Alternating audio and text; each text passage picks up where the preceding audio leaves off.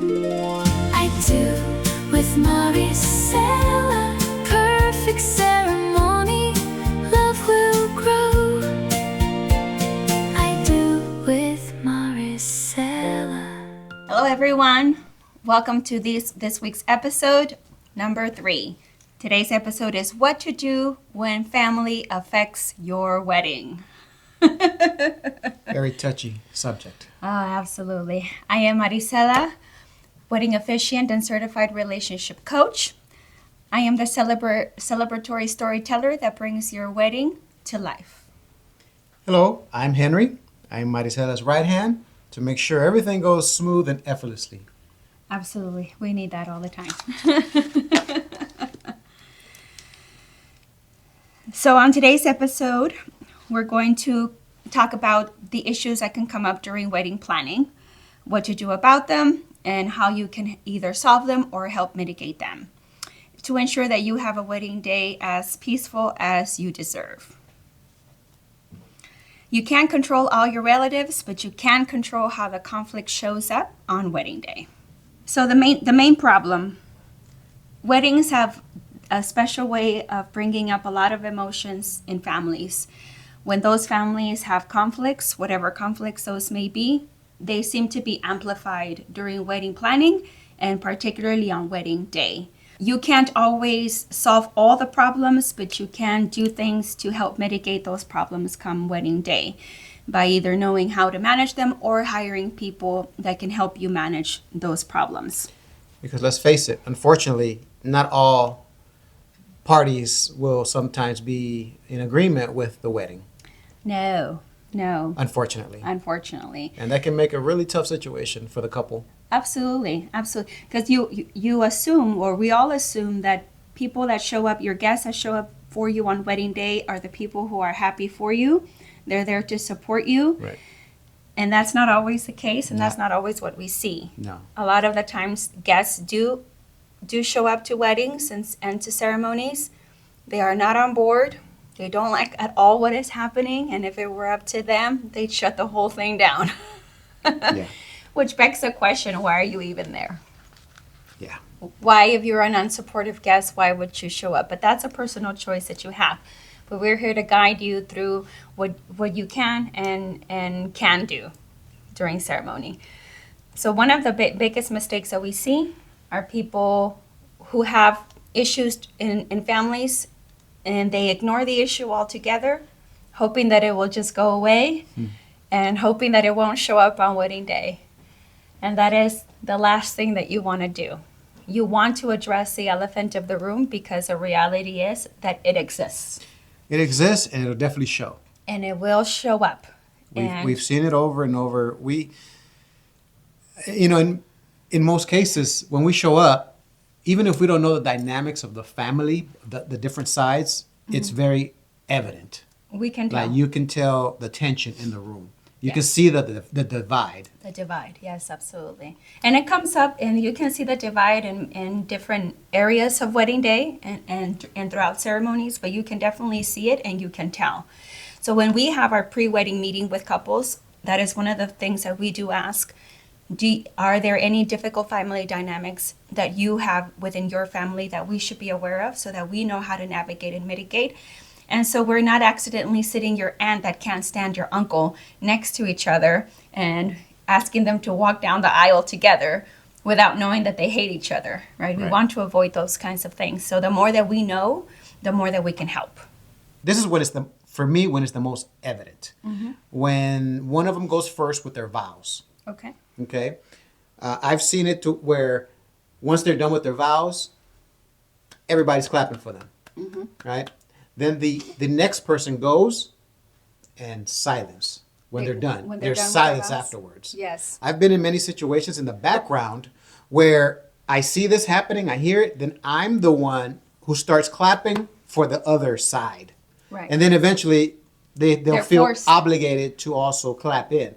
I've had to do that more than I care to say. Yes. Because the divide is there. And it's very real, and it's very real, evident. and it's very evident, and I really hate seeing that. Because we assume that because it is a wedding, everyone is there we assume that everyone that is there to be supportive And happy for is there them. to be happy, is there to be with you on a very special day in your life. But again, that's not always the case. You do have even friends who show up to your wedding who are hater friends and they're not happy for you at all. Which I think we need to be a little bit more selective also when on who we have at our wedding, but that's another episode. The list. Another episode. You don't want to miss that one. Yeah, that's a good one. The other issue that we also see at weddings is taking sides at weddings when it's already a heated argument. That's not something that you want to do, is take sides in any argument. Number one, you hope that no arguments happen at your wedding, but let's face it, they do. You have, number one, high emotions, and then there's alcohol, and that kind of puts people in a different place, in a different emotions show up, and you're not always able to mitigate those. So taking public sides at weddings, avoid doing that if you can. Also, waiting too long to decide on logistics like seating arrangements, who you're going to place where. Don't decide that the day of, and certainly if you are aware that there are issues within your families, don't assign that to someone else to do for you. So don't give that seating chart to your coordinator and have them decide where your guests are going to sit when you know there is animosity between guests. I think the first place when there hasn't been a meeting or we don't know the situation, the first place we start seeing it is at a rehearsal. Yes. Because we like to include as many family members in your ceremony as possible, because it's a special moment for the whole family. Mm-hmm. And that's where we first start seeing it, right? Yes, absolutely. You also want to, again, the way that we want to know if you have difficult situations in your family, tell your coordinator as well, tell your planner as well, tell your photographer as well, so that your photographer is not asking your Aunt Betty to go and smile with your Aunt Pamela and they hate each other and now they're pulling each other's hair out because they don't want to be in the same picture. Inform your vendors how or what they should navigate with, so that you don't catch anybody off guard and upset anyone unnecessarily. It'll be unnecessary fuel to the fire. Absolutely. And we have to be aware, most of the time, weddings they have the tendency to bring up these emotions where people like to use weddings as weapons. They like to, when they're mad at someone, they want to use a wedding as to say, well, I don't like you, so you're not coming. I don't like you, so you can't bring a guest. I don't like you, so you can't have a place in the speech. Weddings are not the time to weaponize your arguments. They're a time to come together and to celebrate love and celebrate unity, not to further amplify the war between the families. Definitely not the place for it. And definitely not the place where you want to force reconciliation with your family members. That's not the platform for that. Again, the wedding is to celebrate, not to force reconciliation or forced apologies. They don't work. And again, that's where that list comes into play, right? Like, who are you going to invite? Yeah, and be very honest about your guest list, who you should invite. If you have a family member, you may love them deeply and care for them. They're your family member, of course. But if you know that this person is going to be a potential problem, is going to pick a fight with your aunt or with your uncle or with your cousins or your brothers and your siblings or your parents, maybe don't have them there that day. And be honest about it. You don't have to lie to anybody. You can just say, well, I would very much not like to exacerbate the family drama, and it's better this way. And guests have either an option. They can either be upset about it or they can understand. Either way, the wedding is not the place where you want to solve family problems that are stemming from 20 years before. Right. You're not going to be able to do that successfully there. So when do you think is a good time for the couple maybe to seek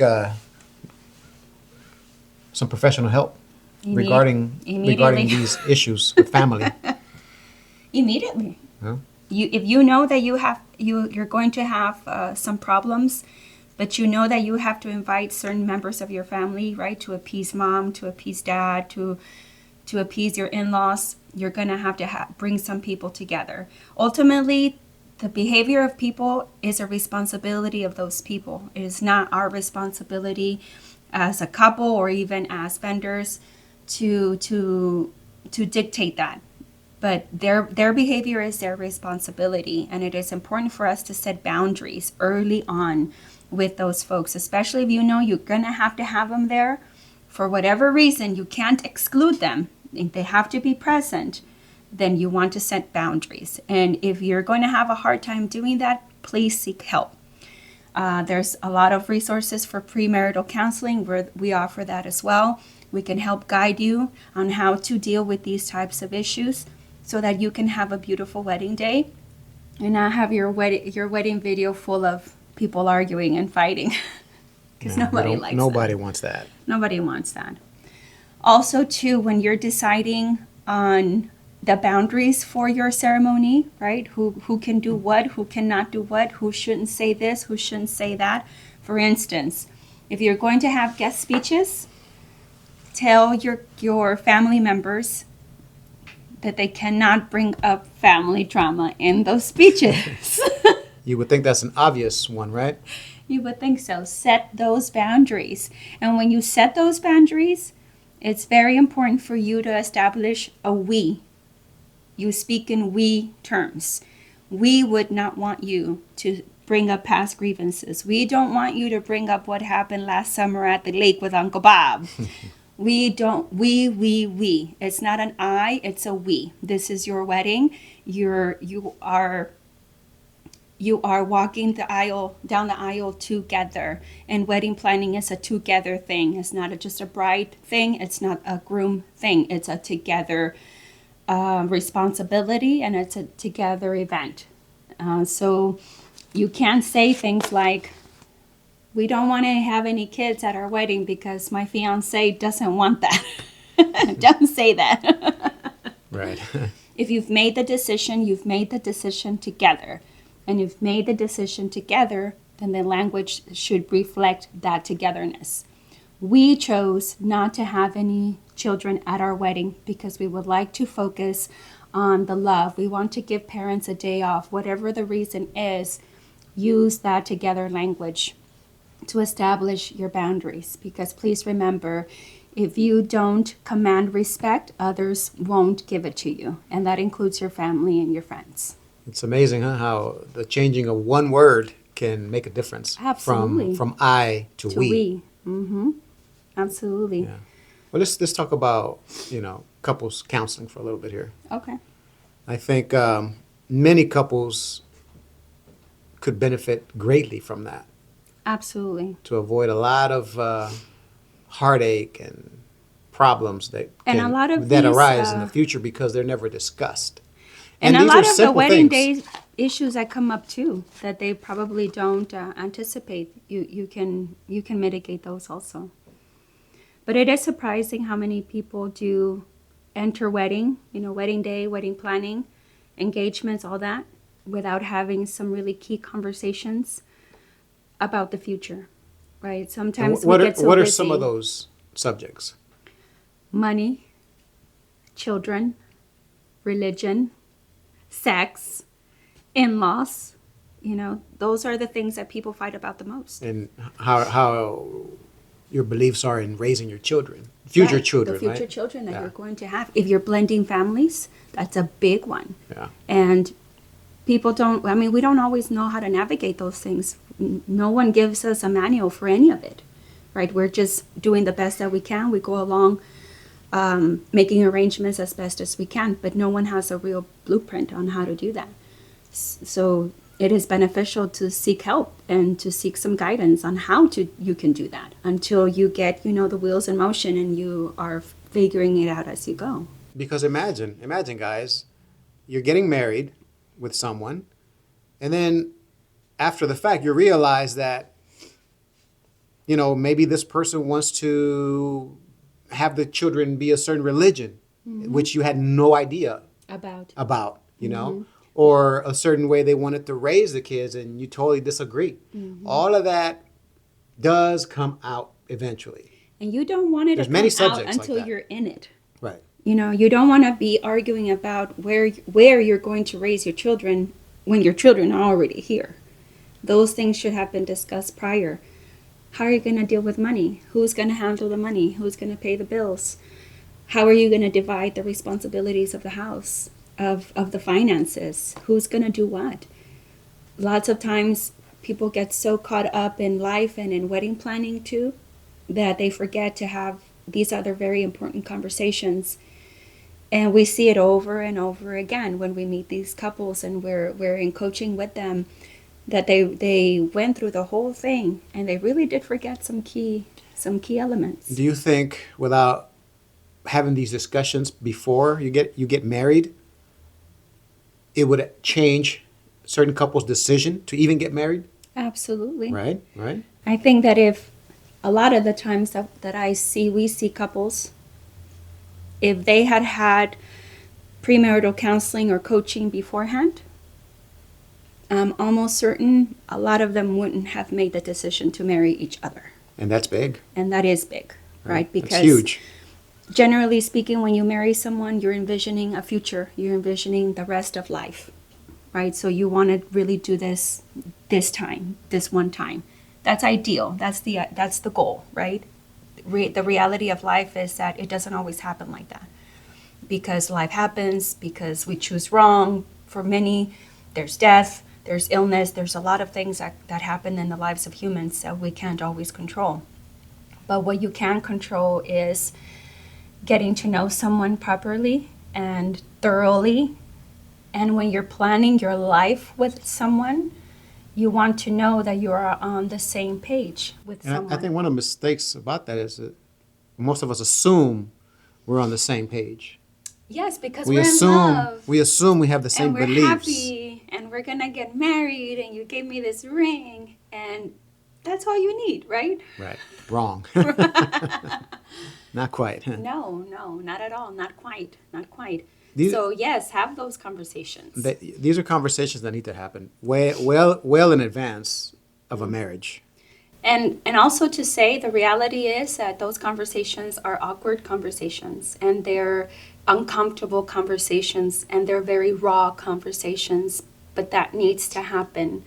You need to do that. You need to go through that work to explore what are you really thinking? What are your real thoughts about marriage and what does that even mean to you personally and specifically? What I think of marriage may be very different than what you thought of marriage. And I'm not even really going to know that until I ask you, what does marriage even mean to you? We just assume that we're on the same page because this is what everybody does. They date, they get to know each other, they date, they get Fall in engaged, love. they get married, they have kids, they buy a house, they do all these things like in this order. And while yes, life does happen that way, it is important for you to really, really know that you are on the same page about all these major things, especially with children and money. Those are the biggest problem, I guess, issues for couples. You know, how are you going to discipline your kids? Are you going to discipline your kids? Who's going to discipline the kids? If you don't have those conversations, all right, how are you going to figure that out until they come? And that's the worst time. That's the worst time. It's the worst time to... The worst time to prepare for war is when you're in war. Right. It's as easy as I can say that. Yeah. Right? So I think, if you haven't had those conversations, you definitely should. And if you need help with them, we're here to help with that. Always. Yeah. Whether you need one session, whether you need 12 sessions, we're here to help guide you through that and through those difficult conversations. Sometimes we do need buffers. We do need a mediator who can help guide us through that because we don't always know how to have those conversations effectively. So we are here to help guide you through that so that you can have those conversations, you get out of them what you need, and you can move forward with planning your wedding and being at your wedding and for the future, not just for wedding day, but for the rest of your life. Yeah.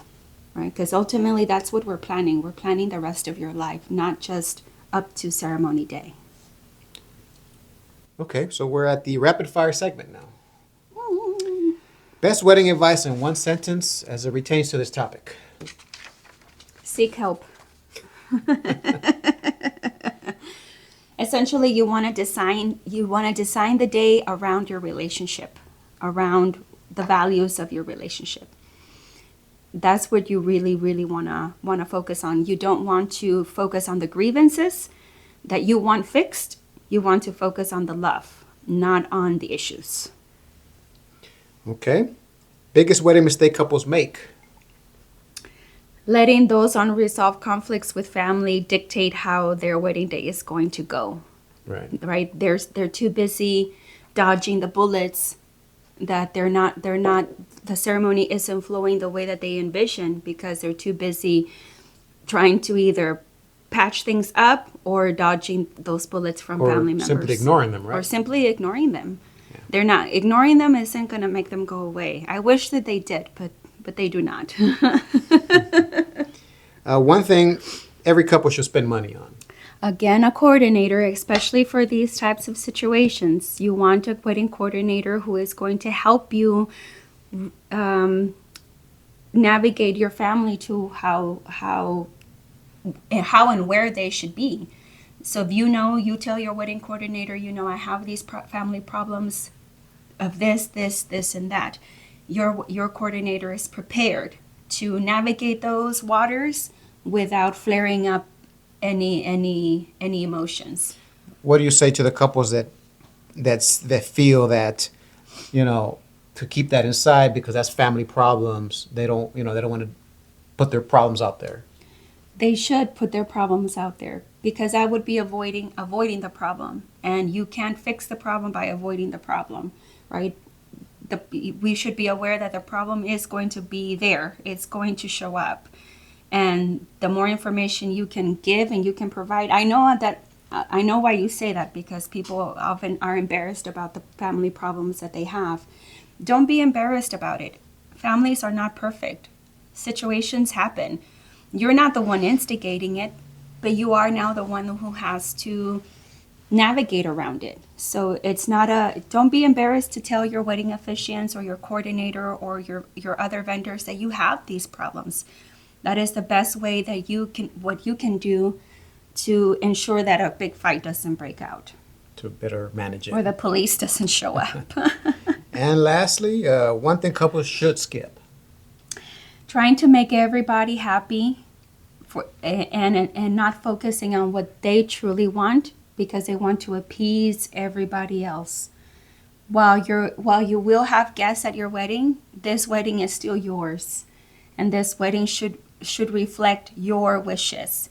You are entertaining and you are hosting, and your guests matter. Their comfort matters, but your wishes and your vision should still be yours. So still take that. Own that, essentially. What is your wedding tip of the week?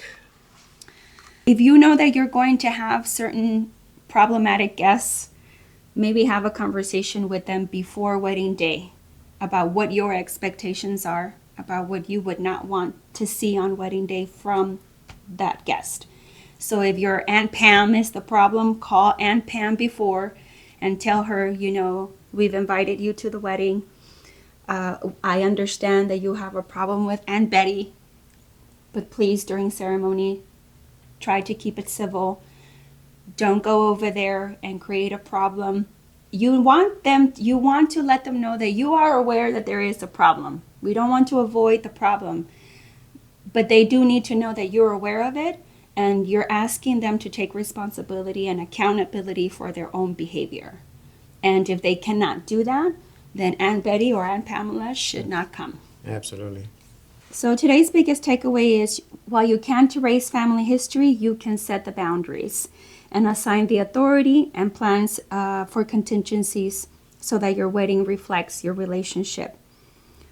Being calm on the day of really beats unnecessary emotions on the day of.